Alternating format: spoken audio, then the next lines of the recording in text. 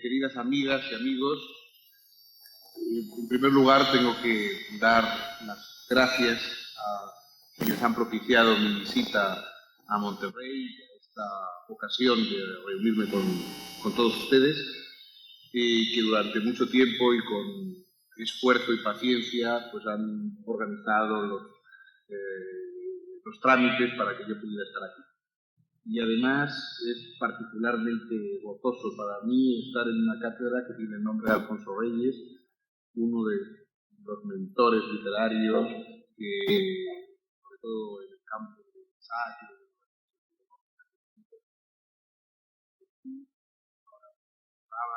de que la primera vez que viajé a Grecia, recién casado hace 30 años, realmente, lo hice con 2 volúmenes de las obras completas de Alfonso Reyes en la maleta para ir leyendo pues, sus textos sobre Grecia, sobre los héroes, su traducción de la Ilíada, etc.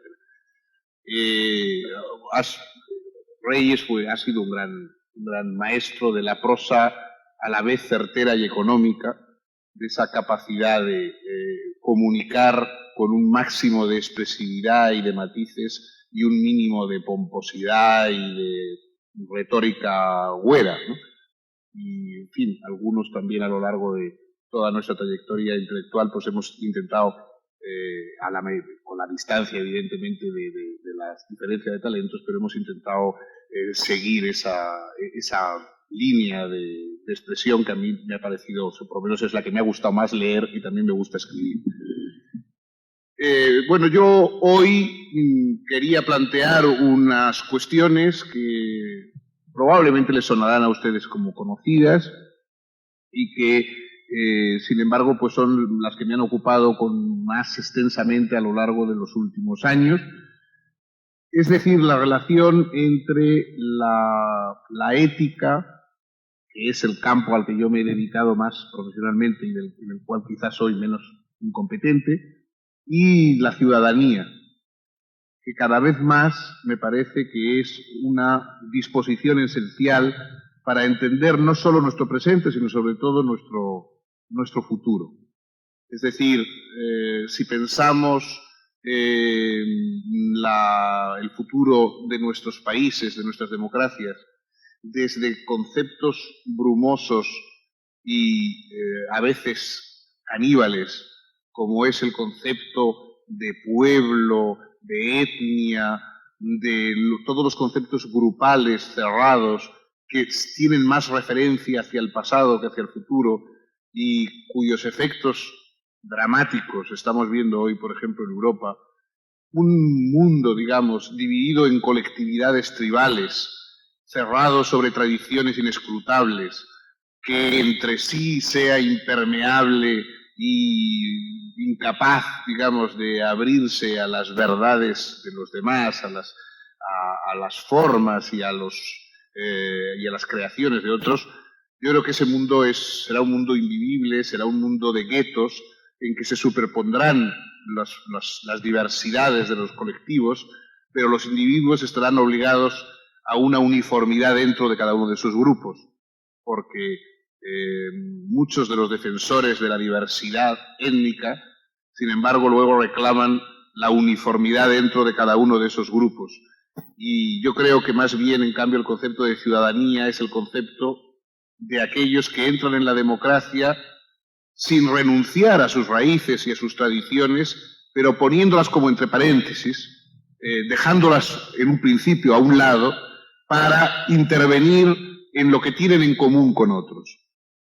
Lo propio del ciudadano no es reivindicar lo propio en el sentido de lo único, de lo que uno tiene y nadie más tiene, sino al contrario buscar lo común con los otros.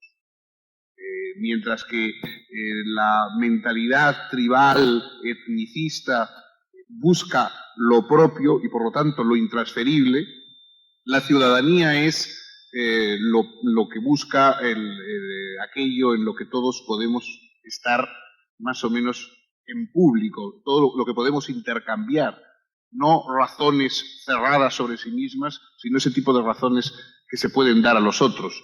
No el mundo, digamos, de lo inescrutable, de de lo misterioso, de lo que no se puede entender si no se ha nacido aquí, si no se ha vivido en una zona determinada, sino el mundo de lo que puede explicarse a los demás porque está al alcance de cualquier ser dotado de razón, el mundo de las leyes claras, revocables, el mundo donde todos los seres humanos participan en la gestión del presente y sobre todo del futuro.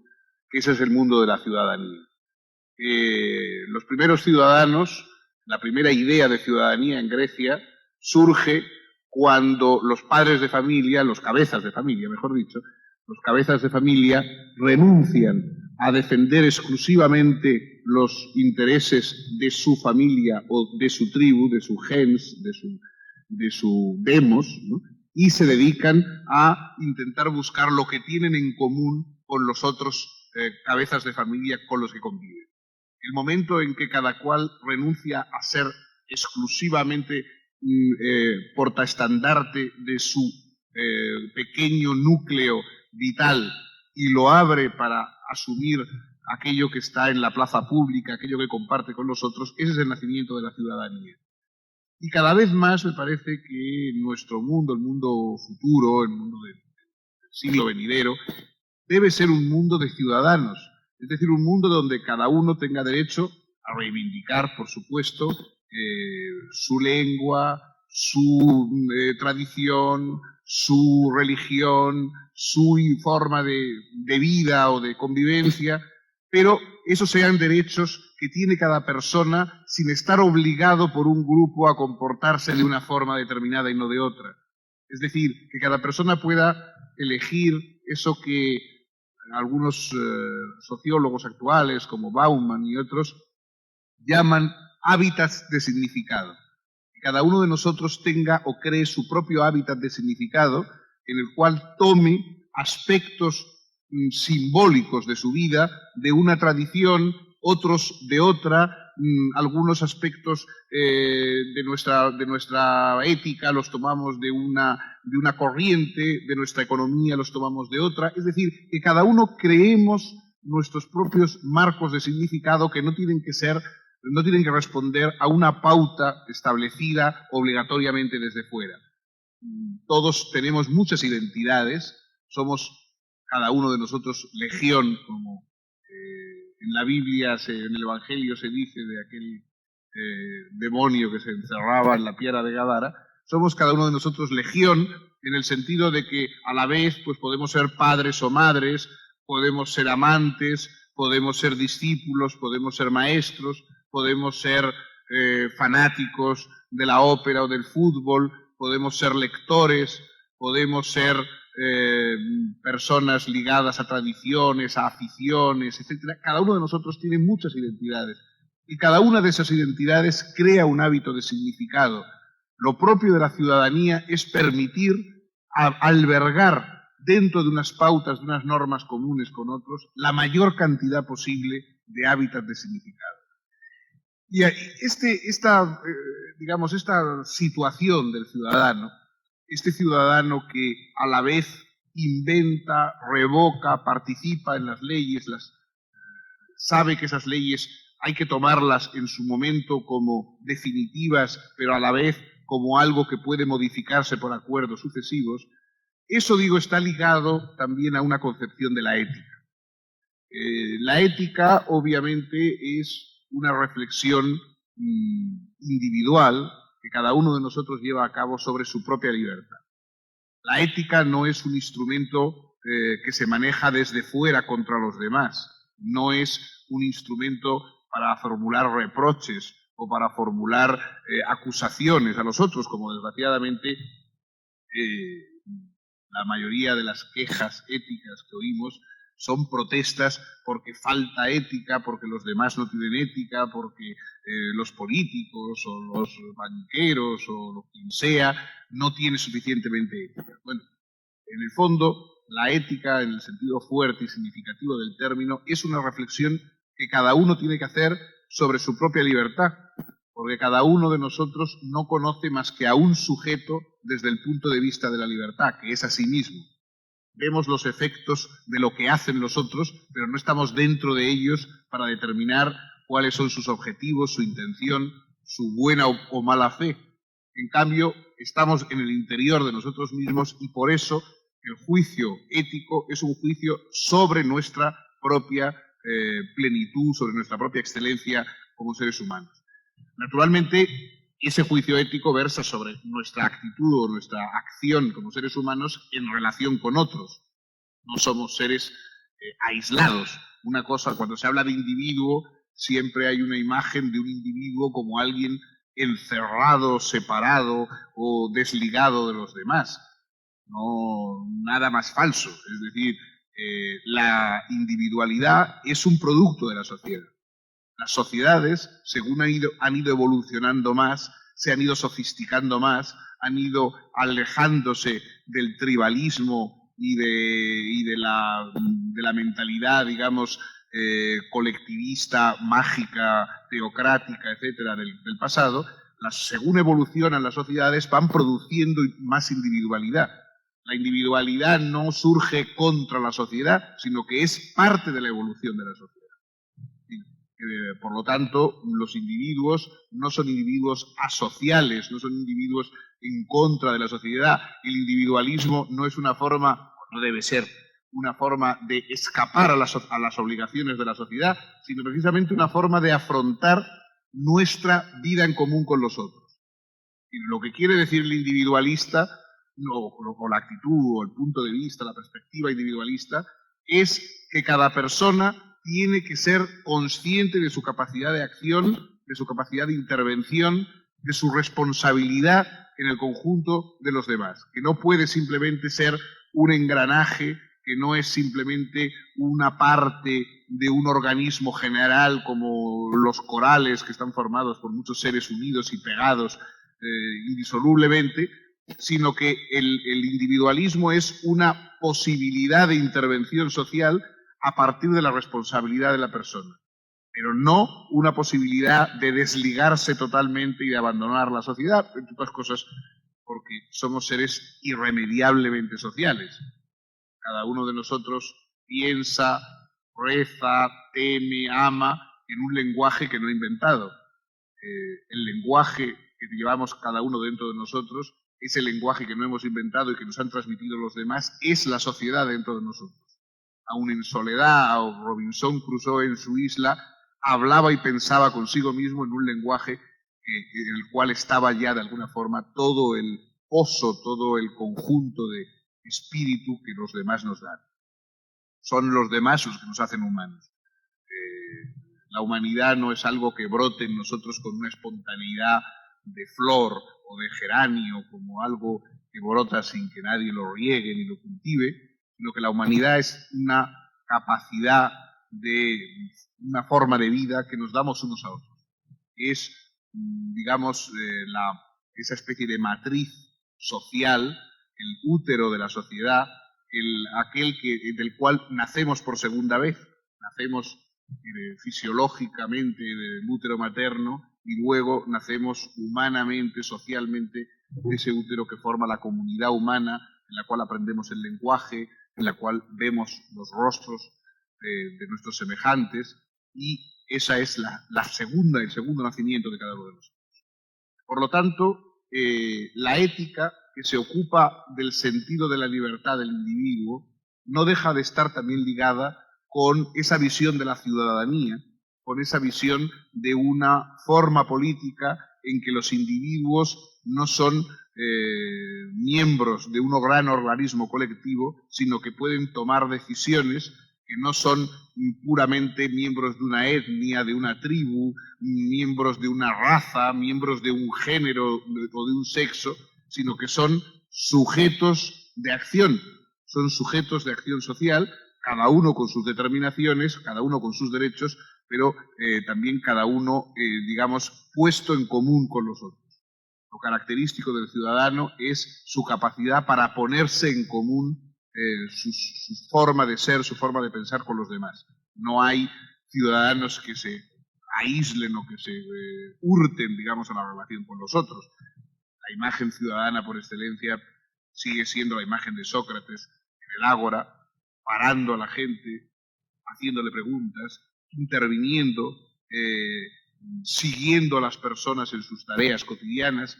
Esa es la visión de la ciudadanía, no una visión que se aparta, como la del sabio oriental, por ejemplo, que se va a un monte y se encierra en una cueva y no quiere saber nada con los otros, sino que la sabiduría ciudadana es la sabiduría del que, al contrario, desciende hacia los demás, los busca ahí donde estén, intercambia con ellos opiniones, no solamente razona, sino que es capaz de escuchar razones. Porque ser racional no es solamente ser capaz de razonar, sino ser capaz de entender las razones de los otros. Muchas veces creemos que una persona es eminentemente racional o racionalista cuando es muy capaz de argumentar sus actitudes.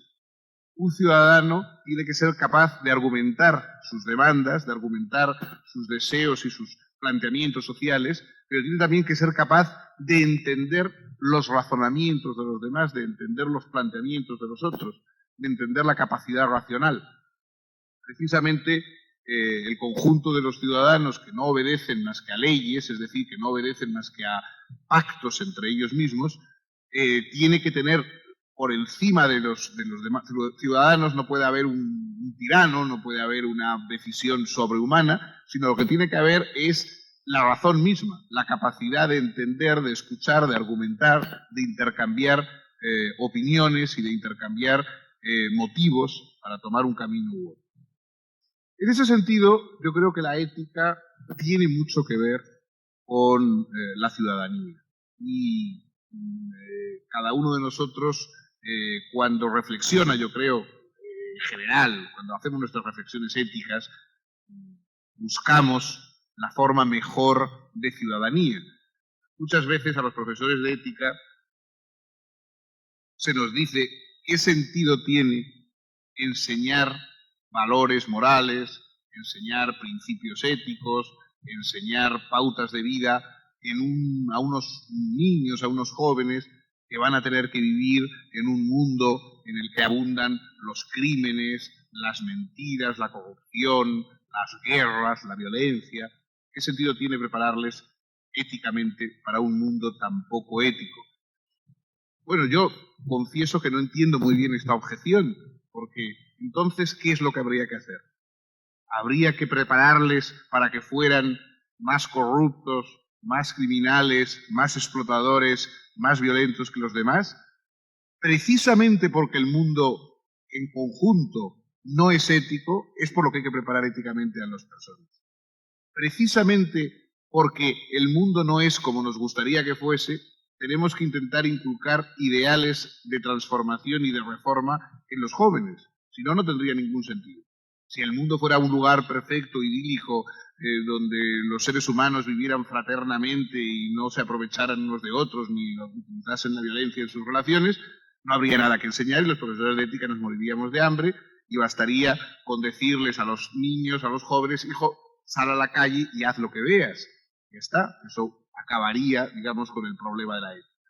Precisamente porque el mundo no es así, es por lo que hay que reflexionar sobre los valores y sobre el tipo de mundo que queremos. Si esto no nos parece bien, ¿cómo quisiéramos que fueran las cosas? Y si las cosas no van a cambiar de golpe de un día para otro, ¿no podría ser que al menos yo y las personas frente a las cuales o sobre las cuales tengo alguna influencia intentáramos cambiar para comenzar a transformar las cosas en algo distinto, en algo más libre, en algo, digamos, más plenamente humano de lo que ahora vemos? Ese es el reto de la ética. Muchas veces habrán oído ustedes hablar de uno de esos tópicos que se mencionan muy frecuentemente, la crisis de los valores. En nuestra época ya no hay valores. Bueno, esos son normalmente planteamientos de moralina, ¿no? Que lo único que quieren decir es que, bueno, pues algunos prejuicios que se tenían antes ahora no se tienen y que zonas de epidermis que antes no se mostraban, pues ahora se muestran y que, en fin, cosas de ese tipo que no tienen nada que ver con la moral, no tienen nada que ver. Eso tiene que ver con la superstición, pero no con la ética. La ética trata de otro tipo de cosas, trata, digamos, de buscar una plenitud humana que no tiene nada que ver con rutinas ni con gazmoñerías de este tipo. Entonces, cuando se habla de crisis de los valores, ¿cómo podrían no estar en crisis los valores? Los valores siempre están en crisis, porque el valor surge de la crisis misma. Si yo voy por la calle y veo a un tipo de 2 metros pegando a un niño de 5 años para robarle un chupa chups, bueno, evidentemente ahí surge una crisis de valores. Es decir, yo no quiero que esas cosas ocurran. Creo que no deberían ocurrir. Creo que eso está mal. Y por eso, entonces surge el valor como mi resistencia a aceptar que eso es bueno. Como digo, eso no debe ser, propongo otro tipo de valor. El valor, por ejemplo, de que los adultos no deben maltratar a los niños, o de que los fuertes no deben aprovecharse de los débiles, o lo que ustedes quieran. Entonces, el valor surge de la crisis. Si las cosas no estuvieran mal, no nos daríamos cuenta de que hay valores. Precisamente nos damos cuenta de que hay valores porque no nos gusta lo que hay. Los valores son nuestra forma de resistirnos al conformismo con lo que hay. Entonces, la idea, que no sé a quién se le ha ocurrido, de que los valores son una cosa que está ahí y que está establecida y que ha habido épocas en que la gente por la mañana abría la ventana y veía un mundo en que todo estaba tal como debía estar. Decía, qué bien está todo, cómo todo el mundo cumple con sus deberes, cómo todos los seres humanos son maravillosos y abnegados. Eso realmente no existe. El testimonio escrito más antiguo de nuestra cultura, de la tradición escrita que conocemos, es un texto que se encontró en una tumba egipcia aproximadamente de 2500 años antes de Cristo y que se considera, se le llama la canción del desesperado. En realidad es un texto que era una especie de testamento que estaba enterrado en una tumba junto probablemente a la persona que lo había compuesto o que lo había pensado, ¿no? Y una vez que se descifró ese texto, el texto decía, este mundo es un lugar terrible, los militares son violentos, los jueces son prevaricadores, los comerciantes engañan en el peso, las mujeres traicionan a sus maridos, los hombres han perdido el sentido del deber, las cosas no pueden seguir así, este mundo se acaba. Y esto lo decía 2500 años antes de Cristo. Es decir, tomémoslo con calma, porque parece que la situación, digamos, la gravedad de la situación, la sensación de que el mundo no cumple nuestras expectativas, es una sensación tan antigua como la propia reflexión moral. Precisamente la reflexión moral surge de la convicción de que las cosas no responden a lo que nosotros quisiéramos que son.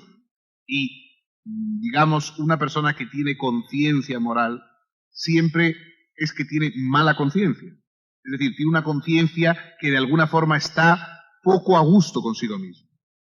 La imagen de alguien que está perfectamente satisfecho consigo mismo, de alguien que cree que todo lo hace perfectamente moralmente muy bien, que no tiene dudas ni de alguna manera vacilaciones morales, no es una imagen ética, es la imagen del fariseo, es la imagen del filisteo o es la imagen del fanático, que es muy peligroso porque el fanático, como decía Voltaire, es el que dice, piensa como yo o muere, ¿no? Y eso, desgraciadamente, ha sido la norma durante mucho tiempo y hoy, desgraciadamente, también estamos viendo que en algunos países y en algunos lugares del mundo hay este mismo principio del piensa como yo o muere, del que la única forma, digamos, de conciliación es o dices que adoptas mis principios o vas a ser exterminado. Entonces, la ética yo creo que tiene que sentir una complicidad con el proyecto de ciudadanía. La reflexión moral es a la vez una reflexión sobre el papel de los ciudadanos. ¿Por qué? Bueno, hablando antes con los periodistas que amablemente estaban en la rueda de prensa conmigo, alguien mencionó el nombre del filósofo francés Gilles Lipovetsky. Y Lipovetsky, en su libro El crepúsculo del deber, planteaba un principio que a mí me parece muy interesante. Dice, el código genético de nuestras democracias es una ética laica, racional de los derechos humanos. Es verdad, eso es, en cierta medida, el código genético, es decir, lo que la democracia lleva corriendo por su sangre. No puede haber una democracia en la cual los principios sean unos principios religiosos dogmáticos que unos compartan y otros no. No puede haber una democracia en la cual unas personas, porque tienen un color de piel determinado o pertenecen a unas etnias determinadas o han nacido en una forma de un lugar determinado o hablan una lengua determinada, tengan unos privilegios respecto a los que no gozan de esa misma situación. No puede haber una democracia en la cual los valores morales sean injustificables, es decir, donde no puede haber un debate, donde no puede haber una racionalización colectiva respecto a lo bueno, a lo malo, a lo regular, a lo debido, a lo indebido. Yo creo que el hecho de que nuestro código genético es realmente, efectivamente, ese tipo de ética, esa ética capaz de dar razones, esa ética que no prescinde de que cada cual tenga sus propias ideas religiosas, pero que en principio no se mantiene en el plano inmanente, en el plano digamos, de este mundo, que es lo que conocemos y lo que podemos compartir. Otros, cada uno tendrá sus propias creencias sobre ellos. Y luego una ética, digamos, racional, es decir, una ética capaz de dar cuenta y darse cuenta de lo que cree. No una ética llevada exclusivamente por movimientos inefables, sino una ética que expresa puntos de vista, que es capaz, digamos, de mostrar la perspectiva, de decir, ven aquí y mira desde donde yo estoy. Porque en el fondo, la actitud moral es la capacidad de ponerse en el lugar del otro. Entonces, la forma, digamos, de colaborar moralmente con los demás es decir, ven aquí y mira desde aquí. Y la disposición moral es la disposición a ir a donde está el otro y mirar desde ese ángulo, desde ese punto de vista. Yo creo que esas son disposiciones necesarias, importantes, desde un punto de vista de la ciudadanía. La ciudadanía tiene que hacernos permeables a las razones de los demás.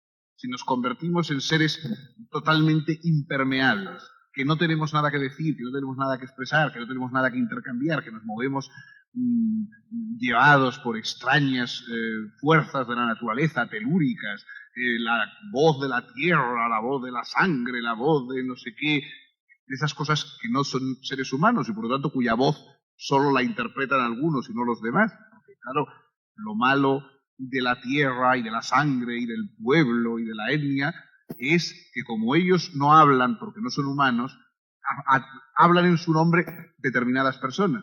Entonces, ya cuando uno cree en la voz de la tierra, tiene que creer a determinado señor o señora que dicen que ellos son la voz de la tierra y que la conocen muy bien y que por eso la representan.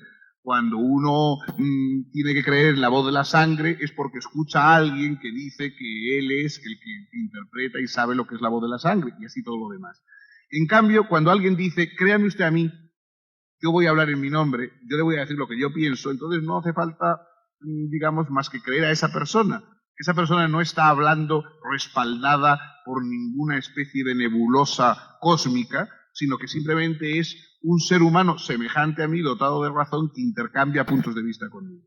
Eso es imprescindible para una convivencia cuerda, para una convivencia razonable, para una convivencia verdaderamente humana en un sentido no depredador del término.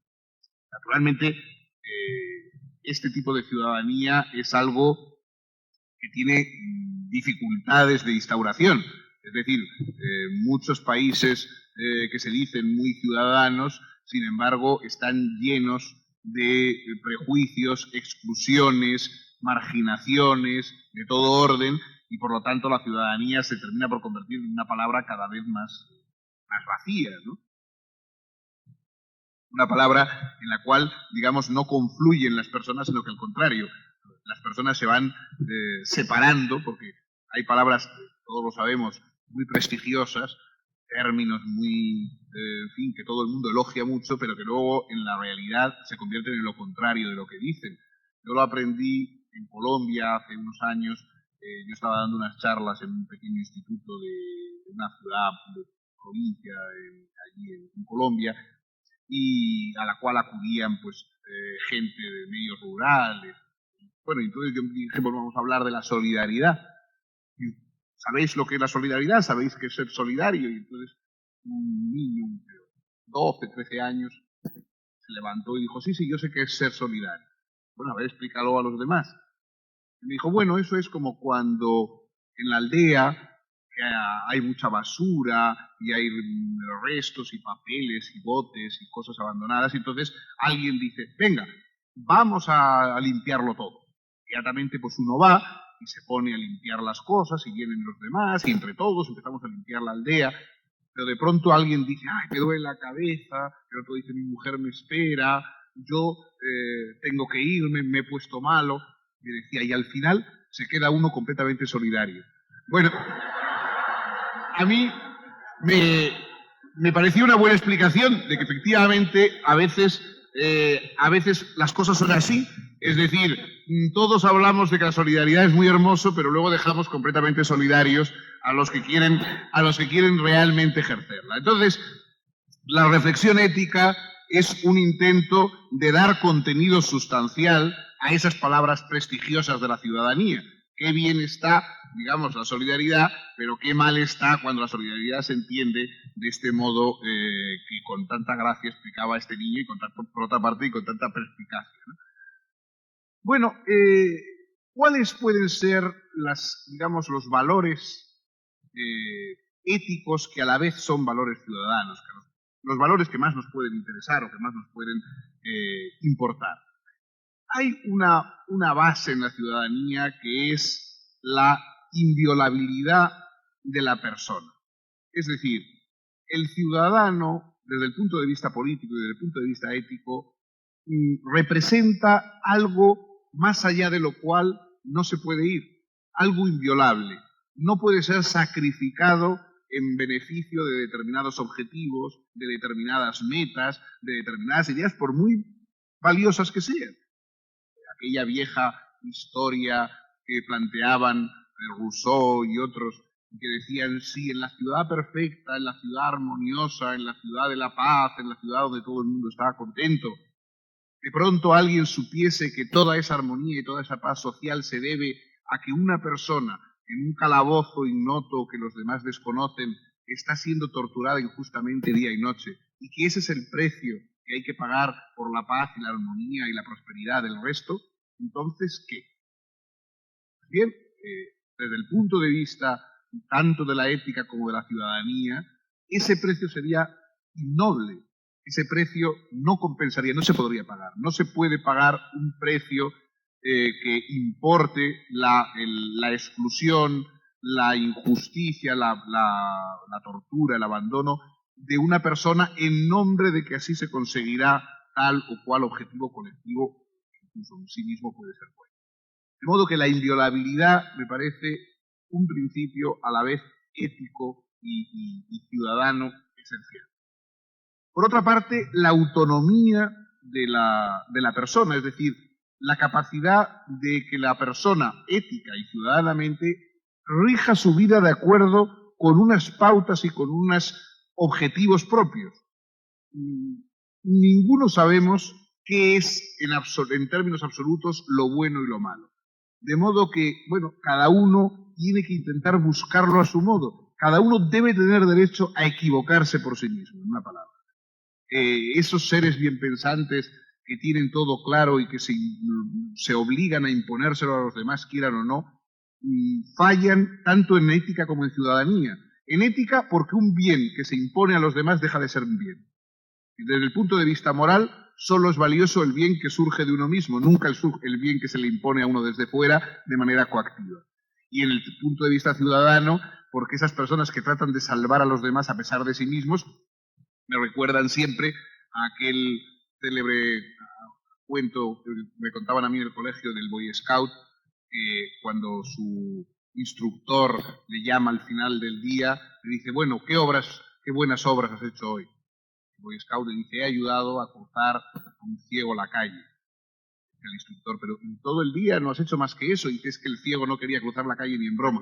Bueno, el mundo está lleno, digamos, de personas muy bien dispuestas, empeñadas en hacer cruzar a los ciegos calles que no quieren cruzar. Entonces, quizá haya que dejar a los ciegos que decidan en qué acera de la calle tienen que estar y no les obliguen a intentar cruzarla de una calle a otra. Y el mundo, digamos, la ciudadanía, tanto la ética como la ciudadanía, están basadas en esa capacidad de de equivocarse o de acertar por uno mismo. En una de sus cartas inglesas dice Voltaire, hablando de Inglaterra y de la pluralidad religiosa y la tolerancia religiosa que había en Inglaterra, en contraste con la de más rigidez en Francia, decía Voltaire: en Inglaterra cada uno va al cielo o al infierno por el camino que prefiere. Bueno, esta es la idea, es decir, naturalmente que tiene que haber un punto, unas leyes, un marco común, pero después de eso, la búsqueda de una excelencia personal, la búsqueda de una plenitud vital es tarea de cada uno de las personas. El paternalismo ético, ese paternalismo que hace que el Estado sea el encargado de decirnos a todos lo que debemos tomar o lo que no debemos tomar, a dónde debemos ir o lo que debemos ir, cómo debemos, a qué hora debemos acostarnos, qué debemos ver, qué nos debe divertir, qué proyectos. Bueno, eso realmente va en contra de unas libertades básicas que además dan su sentido a todos los planes vitales. La gracia del plan vital es que la elegimos cada uno. Naturalmente la elegimos cada uno viendo a otros, hablando con ellos, presentándonos ideales morales. Nadie se inventa una forma de vida totalmente aislada. Pero tampoco nadie puede ser obligado a ser bueno de una forma que no corresponde a lo que él cree que es el bien. Por lo tanto, la autonomía, el respeto a la autonomía, a los planes de excelencia de cada persona, yo creo que es otro de esos valores éticos ciudadanos fundamentales que hay que respetar. Otro valor que a mí me parece esencial y que quizá en nuestra época sea el más escuchado y el más repetido, es el de la dignidad de cada una de las personas. Dignidad entendida de la persona por ser humana, no por ser blanca o por ser negra o por ser hombre o por ser mujer o por ser religioso o por no serlo, sino simplemente por ser una persona como nosotros, es decir, un semejante. Entonces, la dignidad de la persona es no juzgar a nadie por nada que esa persona no haya hecho o no pueda remediar.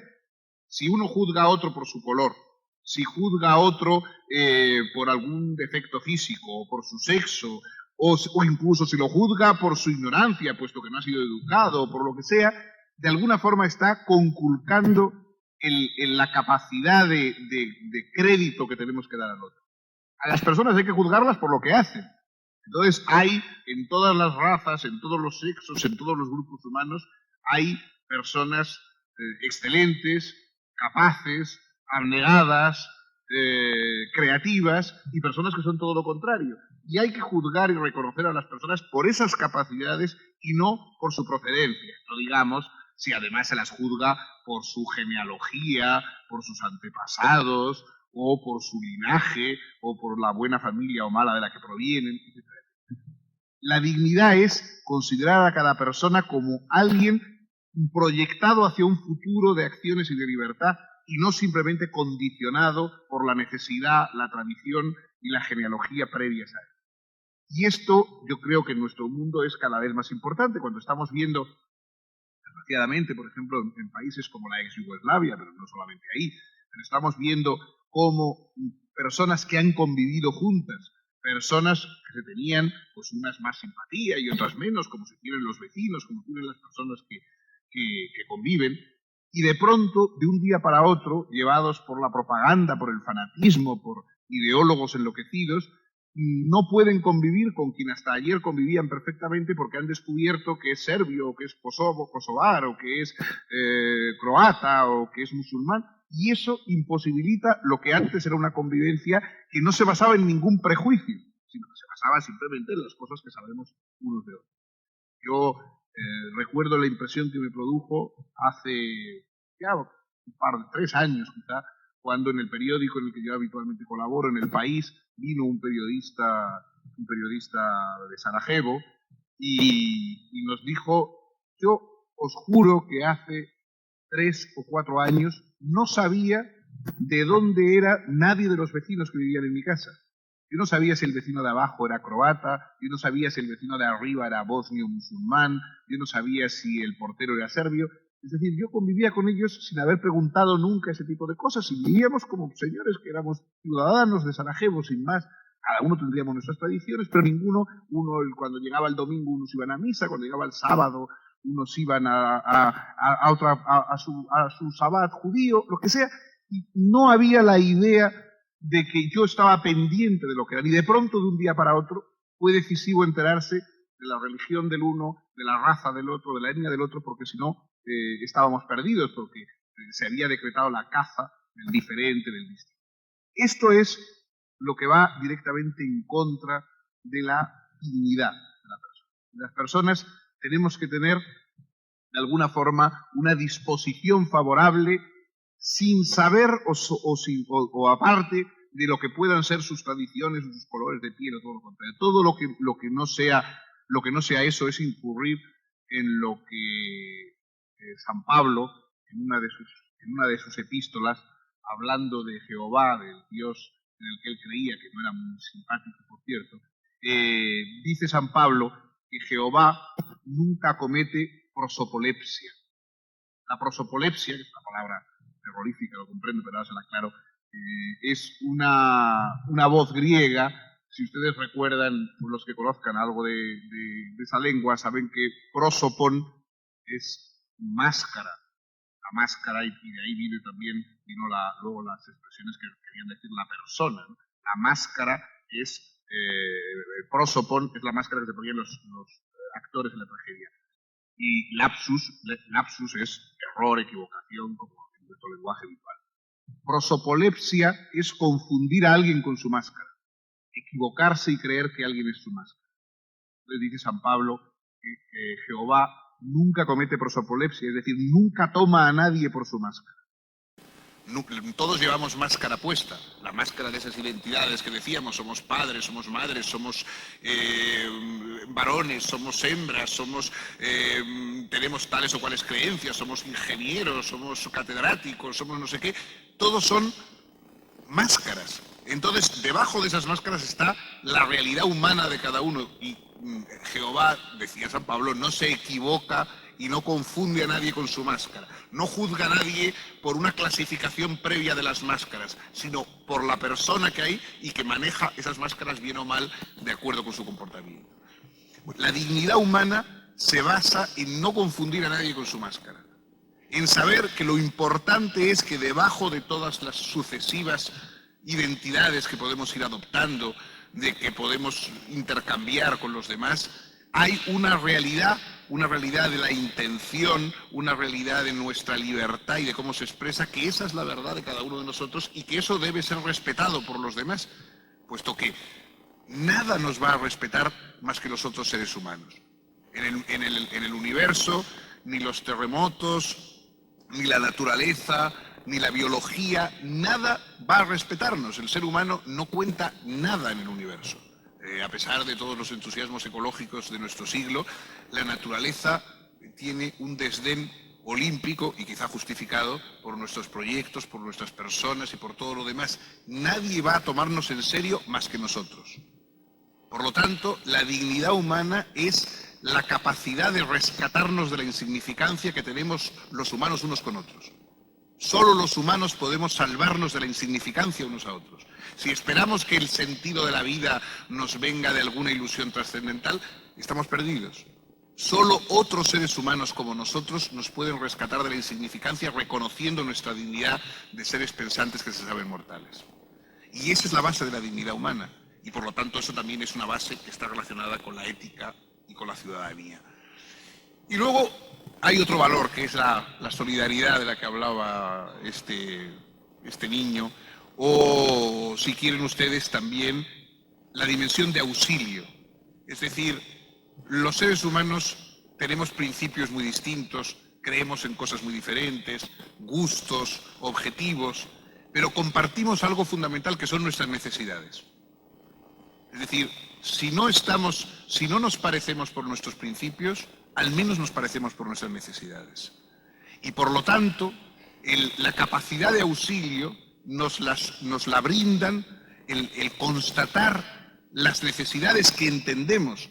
Sabemos que la gente necesita comer, que necesita abrigo, que los niños necesitan protección y no maltrato, que las mujeres embarazadas deben ser tratadas de otra forma que las que pueden valerse por sí mismas, que los ancianos deben tener algún tipo de reconocimiento y de protección social. Es decir, todo eso forma parte de que conocemos nuestras necesidades. No es cierto que no sepamos lo que quieren unos u otros. Todos tenemos muchos caprichos y queremos cosas muy raras, pero hay unas necesidades básicas que son imprescindibles y esas necesidades básicas son las que motivan nuestro auxilio. Yo no necesito saber cuál es la psicología personal de cada uno de los refugiados kosovares que están atiborrando los campos de refugiados para saber lo que necesitan esas personas. Yo sé lo que necesitan imprescindiblemente ahora.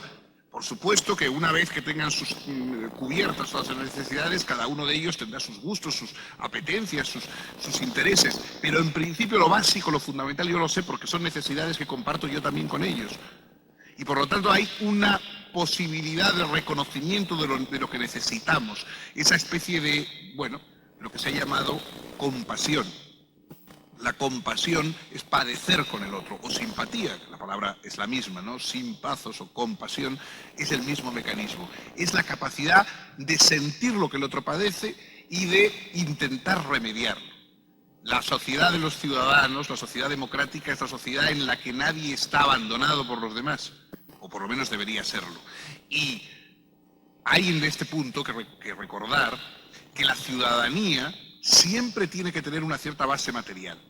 Es decir, desde la época griega, no ya digo desde hace tiempos más recientes, sino desde la época griega, ya en la Atenas clásica, a los más pobres el grupo social les daba unos subsidios, unas ayudas, porque se consideraba que si alguien estaba totalmente atenazado por la pobreza, no digamos por la ignorancia y por la falta de educación, no podía participar en la vida ciudadana.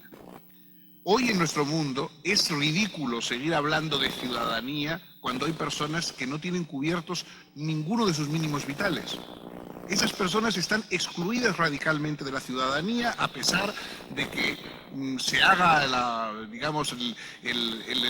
representación de que son ciudadanos como los demás. Los ciudadanos tienen que tener una base mínima, y yo creo que debería existir, un ingreso mínimo básico de ciudadanía asegurado a cada ciudadano, más allá de que no como un subsidio, sino simplemente como un punto de partida para esa persona para entrar en la sociedad. Más allá de que esa persona trabaje mucho o poco o se dedique a tareas más productivas o menos, debería existir un mínimo vital asegurado que formara parte de la ciudadanía, porque sin eso, insisto, hablar de ciudadanos que en el fondo se desentienden de los demás, que dejan caer o perderse en el vacío a otros, es ridículo. Vivimos en tiempos muy liberales en que se habla mucho de la iniciativa individual y de la iniciativa privada, cosa que está muy bien, pero la riqueza conseguida por medio de la iniciativa individual o privada no deja de ser social también. Toda riqueza es social. Evidentemente, se puede llegar a ella a veces, considerando la mejor de las situaciones, por medio de una gran capacidad de trabajo o de una iniciativa afortunada de la persona. Pero eso no quita la obligación social de esa misma riqueza, porque sin el resto de la sociedad, aunque sean más tontos, aunque sean menos trabajadores, esa persona no se hubiera hecho rica. Por lo tanto, hay siempre una obligación de conservar un cierto equilibrio entre lo más alto y lo más bajo dentro de una sociedad para que funcione el concepto de ciudadanía. Si no, tampoco funcionará. Como veis, estos son principios en los que se mezclan los valores éticos y los valores ciudadanos. La ética sirve para reflexionar sobre esos valores de ciudadanía y para intentar potenciarlos y para intentar desarrollarlos al máximo. Y de ahí uno de esos valores también importantes, que es la tolerancia. ¿Pero qué quiere decir la tolerancia? Tolerancia no es el desinterés, no es la idea de que a uno le dé absolutamente igual lo que piensan los demás, o de que uno crea que todas las opiniones son igualmente buenas, porque una cosa es ser tolerante y otra cosa es ser imbécil. Es decir, quien piense que todas las opiniones son igualmente, pues es alguien, no es lo mismo tener un espíritu amplio que un espíritu vacío, ¿verdad? Pero la tolerancia es la disposición, dentro de determinadas pautas legales, a soportar aquello que no nos gusta. Es decir, solo toleramos lo que no nos gusta. Lo que nos gusta, evidentemente, lo aprobamos, lo aceptamos y lo practicamos. Hay cosas que no nos gustan, hay cosas en una sociedad plural que nunca nos van a gustar.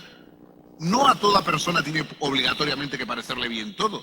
No a toda persona tiene obligatoriamente que estar de acuerdo con todas las formas de vida, con todas las disposiciones sexuales, con todos los comportamientos a su alrededor. No es obligatorio. Es obligatorio el hecho de que comprenda el valor que tiene esa diversidad, el valor que tiene esa pluralidad. Esa es la tolerancia, es la reivindicación de ese valor, que no excluye el que uno pueda hacer críticas a estas cosas. Una de las más bobas y por lo tanto reiteradas observaciones que oímos todos los días es eso de todas las opiniones son respetables. Menuda majadería. ¿Cómo van a ser respetables todas las opiniones? La opinión del que dice que 2 y 2 son 5 no es lo mismo de respetable que la del que dice que 2 y 2 son 4. Es evidente que todas las personas son respetables.